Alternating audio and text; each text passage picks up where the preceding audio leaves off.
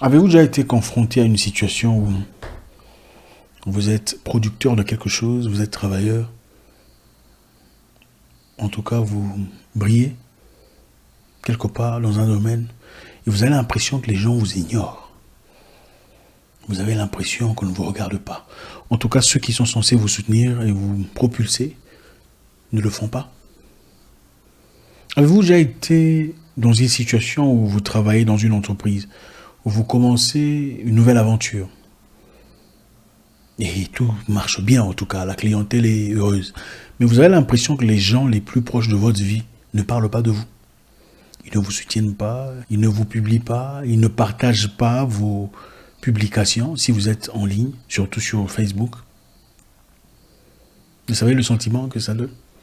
Vous êtes peut-être ingénieur ou expert en sécurité informatique et on cherche désespérément une personne experte en informatique ou en sécurité informatique. Mais les personnes qui vous connaissent ne vous recommandent pas. En tout cas, il n'y a pas de raison claire pour lesquelles on ne vous recommanderait pas, évidemment. Vous avez prouvé votre travail, les gens vous connaissent, vous avez des établissements ou un établissement, mais on ne parle pas de vous. Avez-vous déjà eu l'impression qu'on vous ignorait, qu'on ne parlait pas assez de vous, qu'on ne vous recommandait pas, ou qu'on ne vous félicitait même pas dans ce que vous faites? Je vous dirai pourquoi. Je suis certain que chacun d'entre nous ici a déjà expérimenté ça.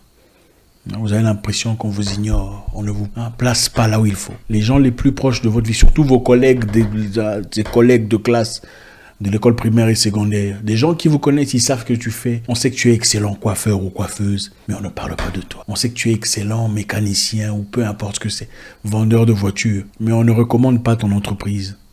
On vous ignore totalement. Vous êtes un avocat plein de talent. Vous avez accompli des prouesses, mais personne ne parle de vous. Vous êtes un musicien extraordinaire, mais on ne partage même pas vos histoires. On va y aller. Il y a beaucoup de raisons pour lesquelles les gens le font. Mais aujourd'hui, on parlera de 3 raisons principales pour lesquelles les gens vous ignorent. Et quand vous comprenez pourquoi on vous ignore, je pense que c'est déjà le début de la sagesse. La première raison pour laquelle les gens vous ignorent, c'est par peur. Les gens vous ignorent par peur que vous deveniez plus grand que ce que vous êtes actuellement. Donc, quand on a peur que vous deveniez plus grand, plus fort, plus connu, plus respecté, on vous ignore dans l'espoir de vous décourager. Ok? On ne veut pas vous donner la confiance nécessaire pour que vous continuez, de peur que vous ne soyez plus grand que ce que vous êtes actuellement. Les gens vous ignorent non pas parce qu'ils ne vous connaissent pas. Je sais que beaucoup ici se demandent, est-ce qu'on me connaît? Est-ce que vraiment on me connaît? Peut-être qu'on ne me connaît pas. On te connaît, mon ami. On te connaît, on t'ignore. Ce que tu écris sur Twitter, beaucoup de gens lisent. Et on respecte ton opinion. Si tu es dans le droit chemin. Ce que tu déploies, ce que tu diffuses, les gens connaissent, les gens te voient. Les gens, quand tu doutes si on te connaît ou pas, c'est-à-dire qu'on te connaît. Mais on ne réagit pas par rapport à toi simplement parce qu'on ne veut pas que tu deviennes plus grand que ce que tu es. Parce que tu représentes un danger. Vous savez, on vous ignore pour ne pas vous donner la confiance. C'est ça. On ne vous ignore pas parce qu'on ne vous connaît pas. On sait que tu es joli. Mais on ne like pas tes photos, sinon ça te rendra plus confiant en toi. Ça t'accordera beaucoup plus de sérénité, de certitude. On veut te laisser dans le noir. Ce que tu es en train de publier sur Internet, les gens voient et apprécient dans le coin. Ah, c'est ce qu'elle a acheté. Ah, c'est sa nouvelle maison. On ne like pas. Pour pas que tu construises une nouvelle maison. On ne like pas ton travail. Pour pas que tu persistes de peur que tu ne deviens beaucoup plus grand que ce que tu es actuellement. Il faut te décourager, te laisser dans l'obscurité. Parce que là, bon, tu vas te poser de questions. Est-ce que ce que je fais est bien? On ne te félicite pas. Ce n'est pas parce qu'on ne voit pas ce que tu fais. On ne le fait pas. Pour pas que tu prennes la grosse tête, entre parenthèses. Vous savez, quand quelqu'un souffre de manque de confiance de soi, il a tendance à penser que tout le monde a la grosse tête quand on lui accorde sa louange ou on lui dit qu'il fait un beau travail. Ah, il va avoir la grosse tête. Ce n'est pas lui, c'est toi le problème. Qui t'a dit que lui, il aura la grosse tête? Tu lui as déjà fait des compliments, il a eu la grosse tête. Ah non, souvent les gens... Non. C'est toi qui as un problème de petitesse d'esprit, de confiance, de manque de confiance personnelle. Ça, c'est la première raison. La deuxième raison pour laquelle les gens vous ignorent, chers frères, Mokassan, c'est l'université de la vie. On est là pour apprendre, nous apprenons tous. En tout cas, si c'est votre première fois, merci d'être là. Faites votre commentaire. On est là pour échanger, pour se développer, pour avancer. La deuxième raison pour laquelle les gens vous ignorent, les gens ne vous soutiennent pas dans vos travail, dans vos travaux en général. Les gens ne vous soutiennent pas parce que partant de la même ligne de départ, vous êtes allé trop loin pendant qu'ils n'ont pas beaucoup bougé. Ok? Ces personnes avec qui vous avez fréquenté l'école primaire, avec qui vous avez joué dans le quartier, pourquoi ils ne vous soutiennent pas? Pourquoi ils ne parlent pas de vous? Pourquoi ils ne vous acclament pas en public? Pourquoi ils ne disent pas félicitations, lui c'est mon garçon, c'est mon mec, c'est mon homme, c'est mon copain, c'est mon ami? Pourquoi ils font pas ça? Ils font pas ça parce que partant de la même ligne de départ, vous êtes allé trop loin. Eux ne sont allés nulle part ou n'ont pas beaucoup bougé. Qu'est-ce que ça crée? D'accord? La culpabilité. La culpabilité de quoi? Parce qu'on a l'impression que mais Patrick, il était avec vous dans le quartier. Vous vous plaignez ici, disons, le gouvernement est mauvais, le président est méchant, hein, on a sacrifié le pays, voilà pourquoi on n'a pas avancé. Mais lui, Patrick, il était avec vous ici. Vous avez vécu les mêmes difficultés. Il est aussi orphelin comme vous. Mais regardez lui là où il est. Il a construit une maison, il a une entreprise, il a épousé une jolie femme, il est stable dans ses finances et tout le bazar. Donc, c'est-à-dire, votre réussite efface l'ardoise de leurs excuses pour leur échec. Alors, pour tuer cela, évidemment, il faut qu'on vous ignore. Espérons vous décourager.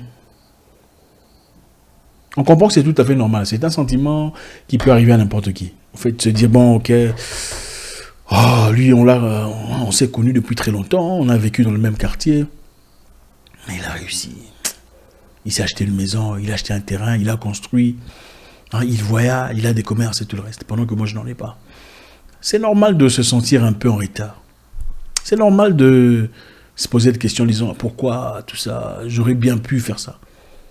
Mais ce n'est pas normal de haïr la personne au point de vouloir éteindre son feu, éteindre ses étincelles. C'est ça la réalité de beaucoup de gens dans notre continent.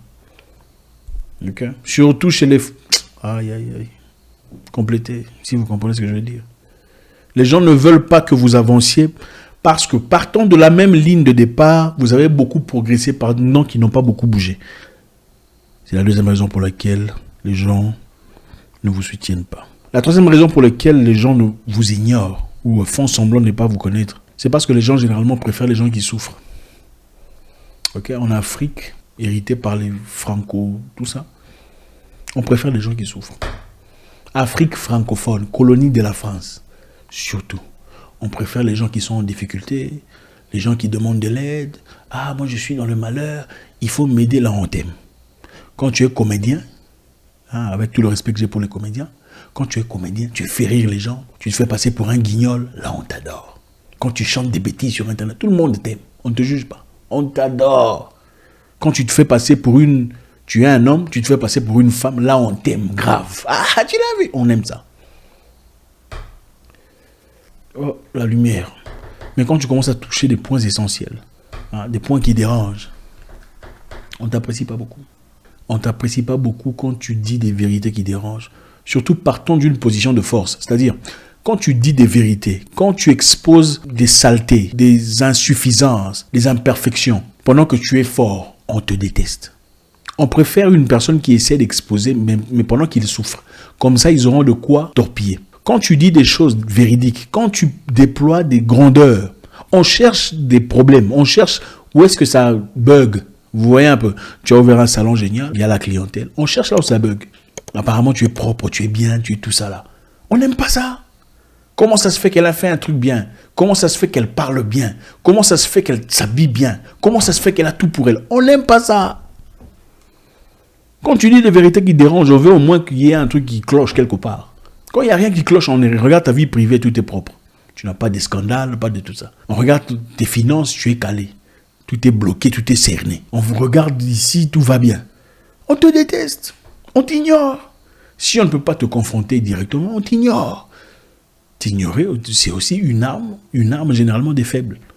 D'accord? Quand vous dites certaines vérités, on vous ignore. Pour pas que vous ayez de l'ampleur. C'est ça la réalité. Maintenant, laissez-moi vous dire comment vous savez qu'on vous connaît, on ne fait que faire semblant pour vous ralentir. Maintenant, essayez de faire un dégât. Faites une petite histoire dans le négatif. Vous verrez si les gens vous connaissent ou pas. Faites semblant de divorcer votre mari. Le mari là, que tout le monde est en train de... Ah, tu as vu, elle est avec son blanc, c'est fini, hein? Les filles là, c'est fini. C'est ça, cette communauté. Elle passait ici avec lui, c'est ça. Vous savez, il y a très longtemps, je me souviens, dans un pays étranger, moi, je suis quelqu'un de... Je me concentre sur moi. Je perdais mon tout premier combat de boxe. Et pendant que j'ai passé dans la voiture, les gens... En fait, mon tout premier combat, j'ai perdu. Quand j'ai perdu mon tout premier combat, c'était passé à la télévision. Les gens qui étaient sur place ont entendu des gens, entre parenthèses, du pays de ma mère, en train de dire « Ah, lui, il a perdu. C'est bien, c'est bien. Il se prend pour qui? Il passe ici dans sa voiture, il pense qu'il est... C'est bien, il a perdu, c'est bien. » La personne qui a vu ça était un étranger. Il a été choqué de voir des gens qui sont censés être des compatriotes, pendant qu'il y a des Nigérians, des Sénégalais, des tout ça, qui étaient tristes de me voir perdre. Les gens censés être de mon pays, contents en train d'acclamer. Ah, c'est bien, il se prend pour qui? On l'a battu. C'est ça la réalité. Les gens vous connaissent. On attend une petite histoire. Que quelqu'un raconte un mensonge. Quand on raconte un mensonge, là on va, ah oui, tu as entendu, c'est ce qu'elle a fait. Elle a ignoré tel. Elle a fait ça. C'est ça les gens. On aime ça. Quand tu fais des belles choses, ils ne sont jamais là. Quand tu fais des prouesses, ils ne sont jamais là. Quand tu construis, ils ne sont jamais là. Présente des aides dans les orphelinats, ils ne sont jamais là. Tu fais du bon travail, ils ne sont jamais là. Mais quand on raconte un truc sur toi, tu as entendu, je vous disais, c'était trop beau pour être vrai. C'est comme ça. On attend le moment parfait pour te torpiller. C'est ça. On ne t'ignore pas parce qu'on ne te connaît pas. Okay? Quand on leur dit que tu es en train d'aider les orphelins, ils doutent de ça. Quand on leur dit que tu es en train d'aider les veuves financièrement, ils doutent de ça. Quand on leur dit que tu envoies les enfants à l'école, tu payes leur minerval, ils doutent de ça. Ah, c'est vrai ça. Est-ce que vraiment tu es sûr de ces histoires? C'est vrai, c'est vraiment lui, ou bien c'est un sponsor qui le fait à travers lui. Mais quand on lui dit non, il a une femme quelque part là-bas, il a engrossé une fille, il a fouillé. Là, on dit, ah, d'ailleurs, on a dit qu'il a engrossé des femmes. C'est comme, là, on ne demande pas des preuves. Hein? Quand c'est des bonnes choses, on veut de preuves. Ah, qu'est-ce que tu es vraiment sûr? Ah, les gens racontent n'importe quoi. Là, on veut de preuves. Mais quand c'est engrosser une femme ou voler le mari de quelqu'un, là, on ne veut pas de preuves. Là, on propage la nouvelle, on partage. Hein? Quand on a bâti quelque chose, là, on ne partage pas. Mais quand on a engrossé, là, on partage sans vérifier. Quand on a bâti, il faut vérifier d'abord avant de partager. C'est ça, votre communauté. C'est la vérité. Merci infiniment, les amis. C'est toujours avec beaucoup de plaisir que j'échange avec vous.